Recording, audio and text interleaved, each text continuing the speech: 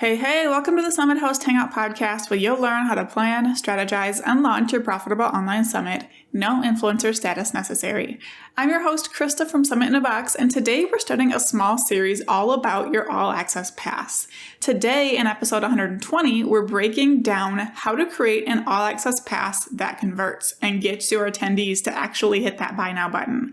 So we're going to cover where the All Access Pass fits in your event, the common and low converting All Access Pass offer I see far too much, what a high converting All Access Pass offer looks like, and then keys to making sure your attendees hit that buy button.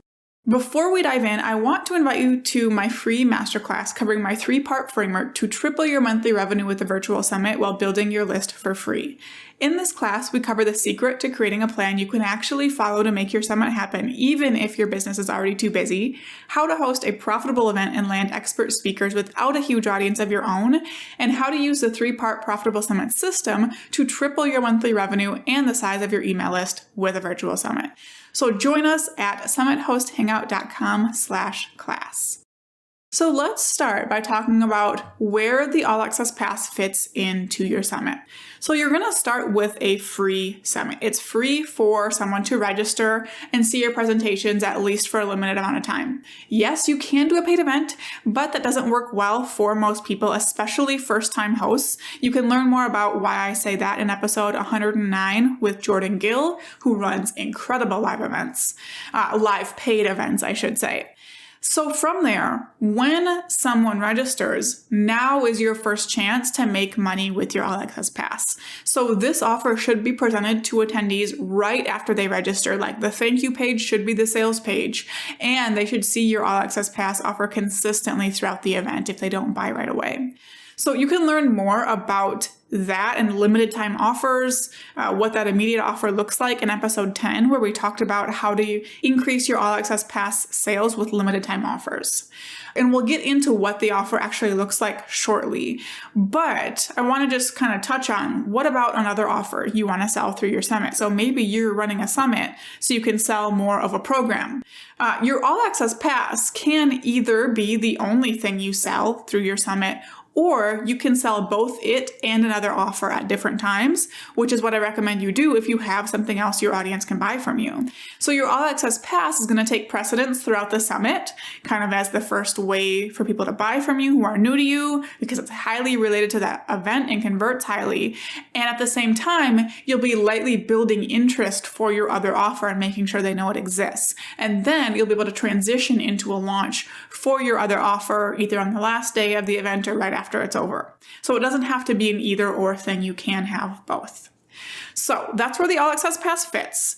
Before we dive into what a good offer looks like, I want to talk about the offer that I see far too much that does not work. And the offer you craft for your All Access Pass can be the difference between you saying that summits do or don't work as a way to bring in money.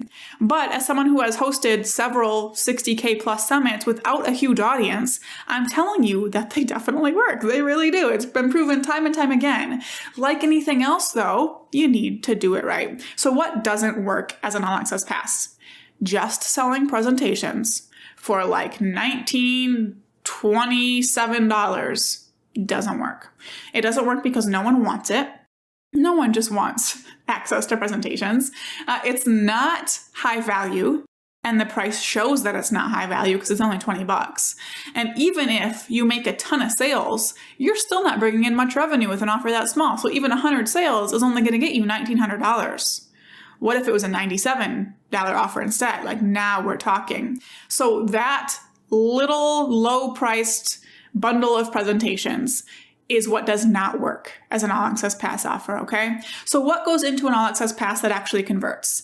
The key is stuff your audience actually wants that also relates to the goal of the summit. So what's going to help them take those next steps after the free portion of your summit is over? What do they need to actually implement what they're learning?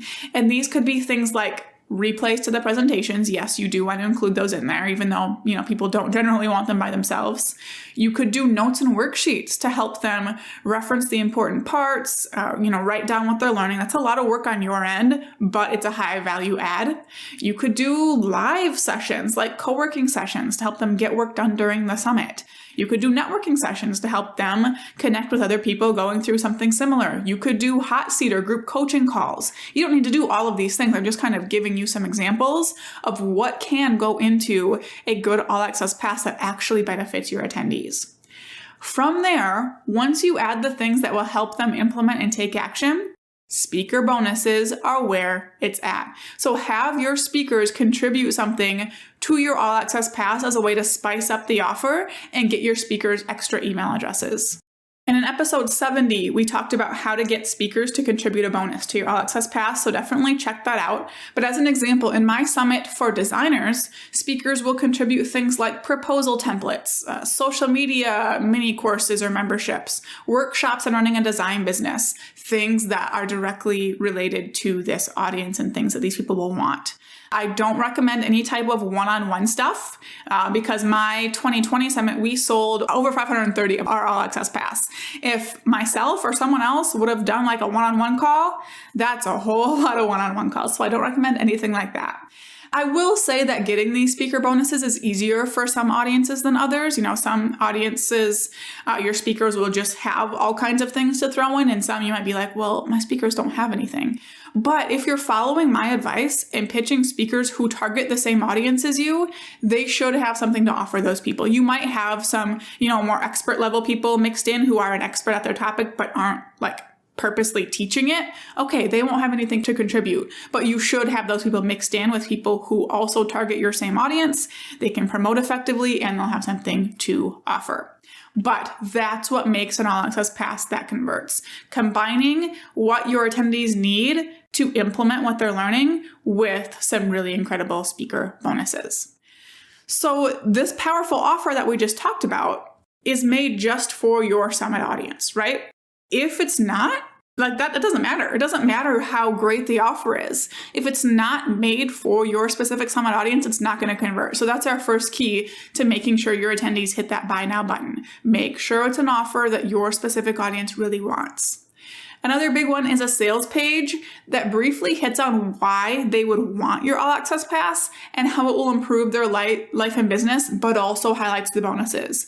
So with sales pages, we're used to hearing that your sales page, should just be a bunch of copy about pain points and benefits and the transformation.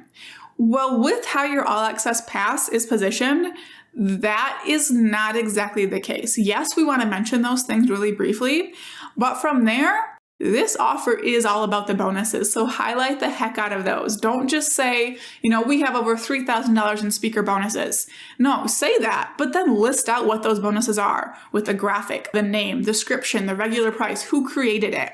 Make each bonus stand out on the page so people are scrolling like, oh my gosh, I want that, and that, and that. That is what's powerful with the way the All Access Pass is positioned in your summit, more so than just hitting on pain points and benefits over and over, even though we do want to include a little bit of that in there as well.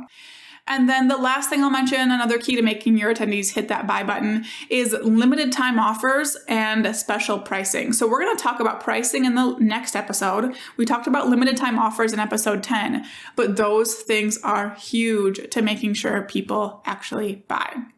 So the All Access Pass, part of the All Access Pass, isn't what gets attendees to hit buy now. It's a well-rounded offer with some awesome bonuses that encourage your cold and new audience members to be ready to buy from you very shortly after they get to know you. So your action step for today is brainstorm what your offer is going to look like. Thank you so much for tuning in to this episode. For show notes and resources mentioned, head to summitHostHangout.com/120. In the next episode, we'll be chatting about pricing your All Access Pass, so be sure to tune in for that. Before you go, remember to check out my free masterclass covering the 3-part framework to triple your monthly revenue with the virtual summit while building your list for free. We cover all kinds of good stuff in this episode, and all of what we'll cover will set you up to have an All Access Pass that converts. So grab your seat at summitHostHangout.com/class. Now go out and take action to plan, strategize, and launch your profitable online summit.